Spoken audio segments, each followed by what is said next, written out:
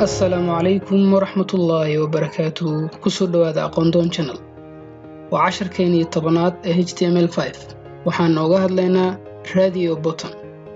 راديو بوتن وحي يسردو أوغلانيان إنه استعمالان مid كميدا جويسكا إهستان مقع اتريبيوتكا وإن سي صح لو سياه سي لو دورتو راديو بوتنكا أينو أقودبنو قيبتيني براتيكالك. ugu horeyn waxaan soo kicinaynaa text editor-ka kadib waxaan imaanaynaa qaybta baadhiga markaan imaano waxaan qoraynaa tagga ah input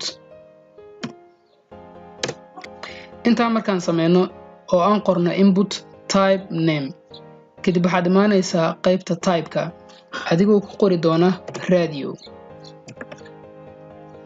waxaad u soo gudubtaa name-ka waxaadna ku qortaa gender. hadda aynu u bixino magaca attribute-ka waxaan ku qoraynaa mail. si aan u sameeyno radio button labaad waxaan leenahay copy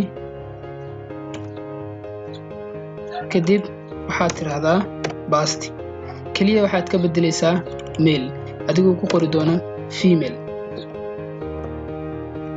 save de waxaad tagtaa halka page-kaada uu kugu keedsanaa kadib aynu soo kicino saa arkaysaan waxaa inoo samaysan laba radio button oo leh leebaladooda kaliya waxaad dooran kartaa mid ka mid ah balse labadooda hal mar ma wada dooran kartid. waan filayaa inaad ka hesheen muuqaalkan intaan ku kulmi doono casharka xiga waxaan idinkaga tegayaa sidaa iyo nabadgelyo. والسلام عليكم ورحمة الله وبركاته.